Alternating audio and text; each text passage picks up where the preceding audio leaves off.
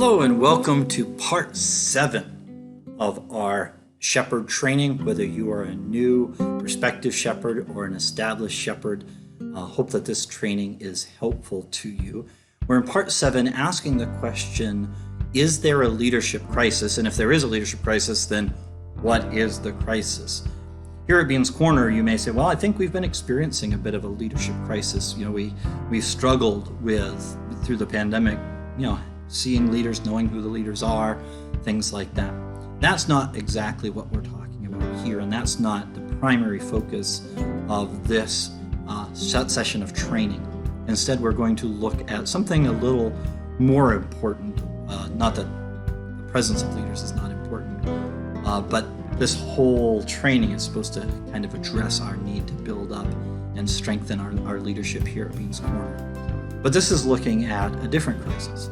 So watch this video from Lausanne Group as they talk about what is the leadership crisis. Is there a leadership crisis?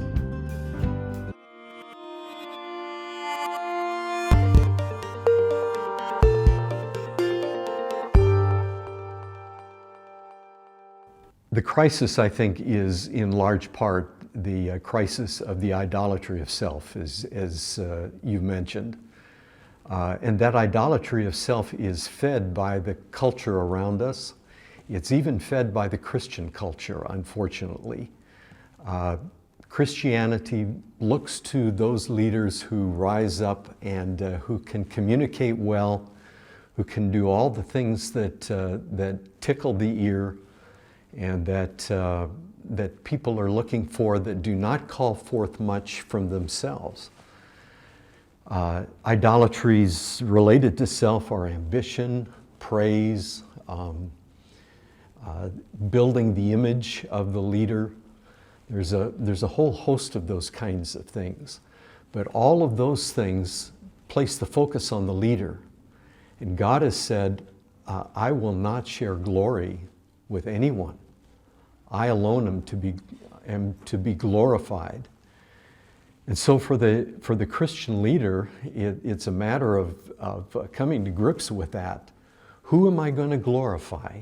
Who am I going to sing the praises of? Is it the Father who has drawn me, who has equipped me, and who is deeply stirring in my heart and working in my soul for me to become all that I need to be? Or am I going to serve myself? The crisis of leadership really is that we have many leaders, but many of them do not demonstrate that Christ-like character. And that's why we have crisis. We have a lot of people who just want to make a name for themselves. We have a lot of leaders who build kingdoms rather than the kingdom of Jesus. For churches, especially, we want to develop leaders, but oftentimes what it means is we want to make sure that our ministry perpetuates.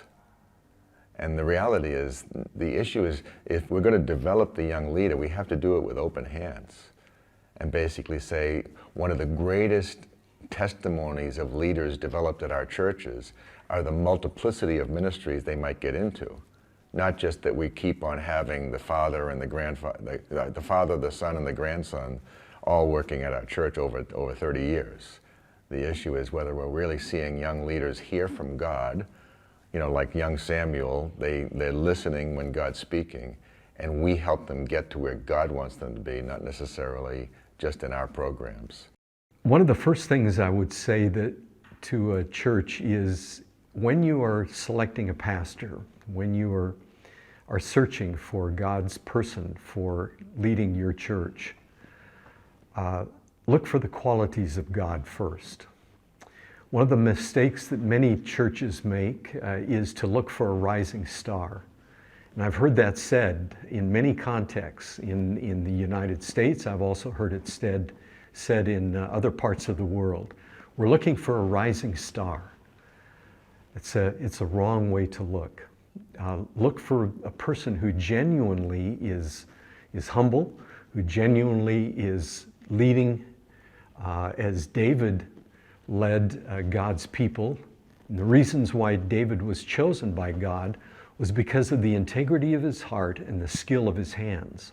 I find that people that are evangelists or they're creating new initiatives or doing social justice things, or women or marginalized voices, they don't have a place, they don't have people in their lives to really encourage their journey.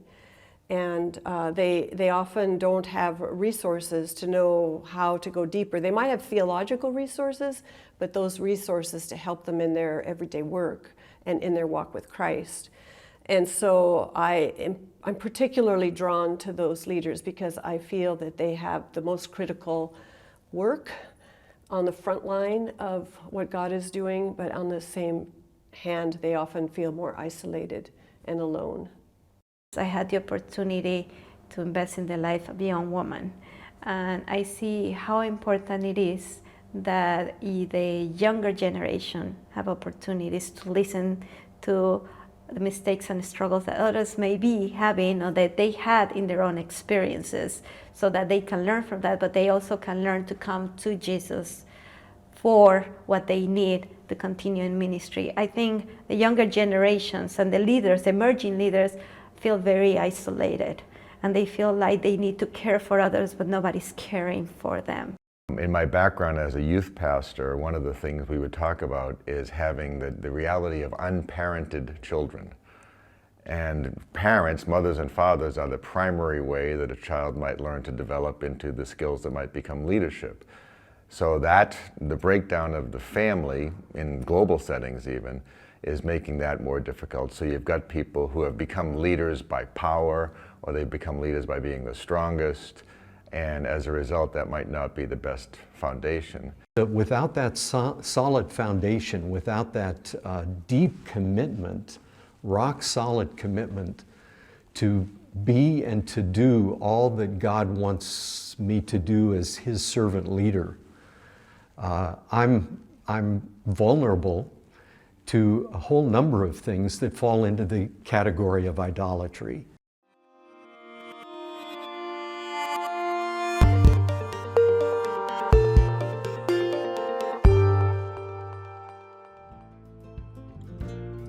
So, they said a couple different things about what the crisis is. The first thing they said was that the crisis is the idolatry of self, the idolatry of self.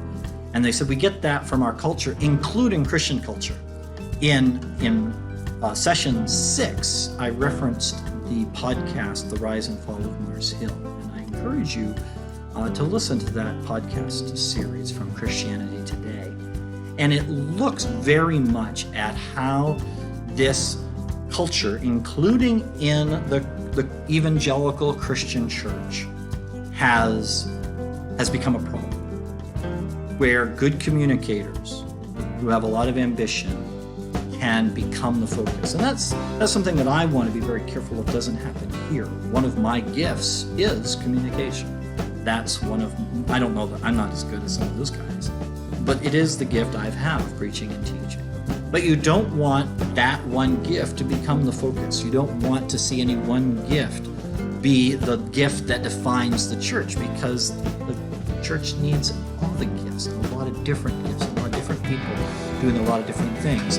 And yet we have this tendency to kind of look at the hero, or looking at the leader, and the image of the leader becomes the image of the church. And that is not supposed to be that way. And that's why I'm up front on Sundays, but I try not to be like, I'm not on all the material and hi, welcome, hello, this is Pastor Ira.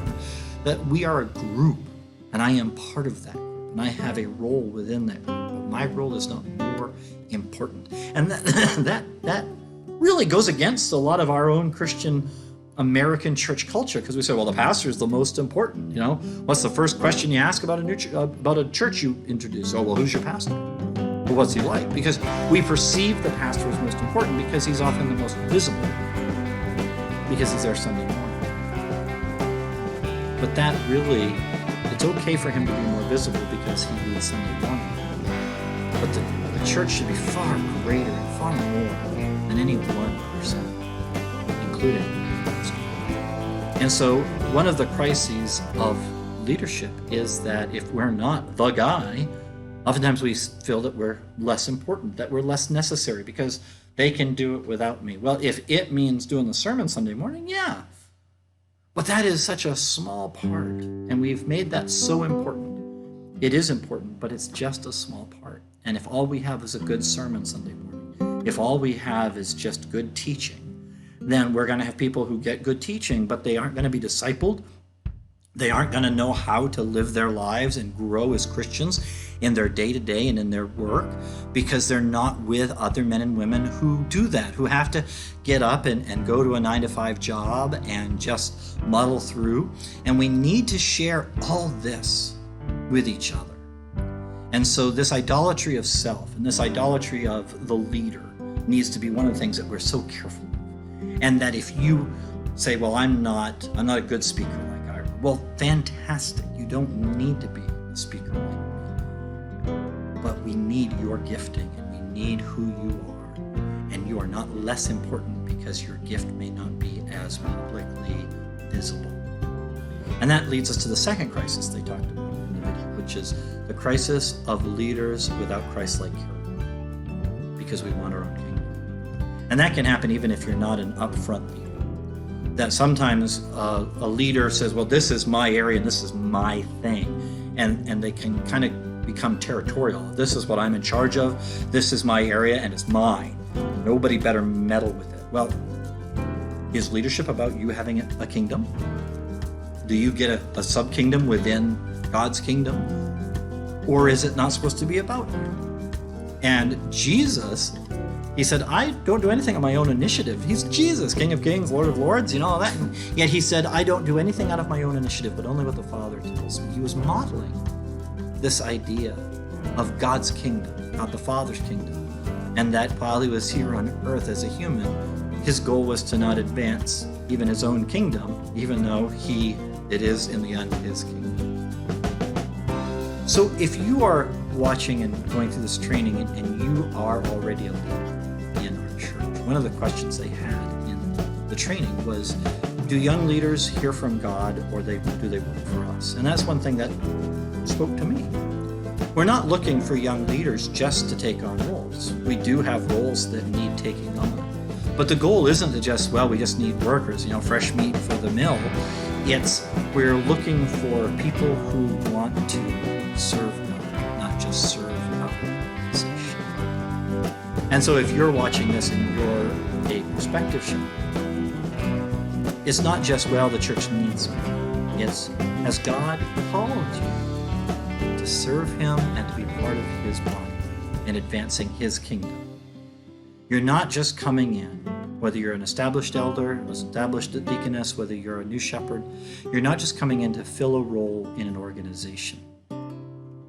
You're here to hear from God and be part of his work, which we're doing here as part of a local organization, as part of the local gathering of the body. But it's not about building up this corner. It's about working for the Lord of the church, Jesus Christ. And so they said, we're looking for humility, humble people who lead with integrity of heart and skill of hands.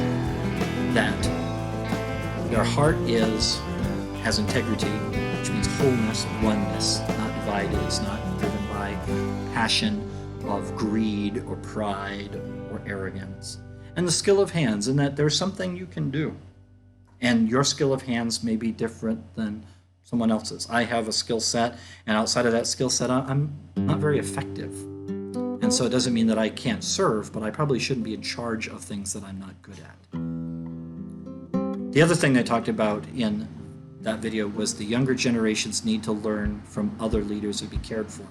So if you're an established shepherd, and of course knowing that both established shepherds and prospective shepherds are watching this video, are learning from this, if you're an established shepherd, do you care for some of our prospective leaders? Do you even know who they are? And if you don't, then what's stopping you? That's a great opportunity as we go into this fall, as we go into this winter, to call up, say, hey, listen, who could I connect with? I don't know who they are. Of course, if you're able to be out here, if you're able to come here, which is, of course, our first first priority if possible, understanding again, being wise and careful in the current health crisis. But then, being able to meet them, talk to them. But even right now, if because of we're still in the middle of a pandemic, it needs to be done through phone calls or video calls, but to touch base, because the younger generations need to hear from other leaders and to be cared for.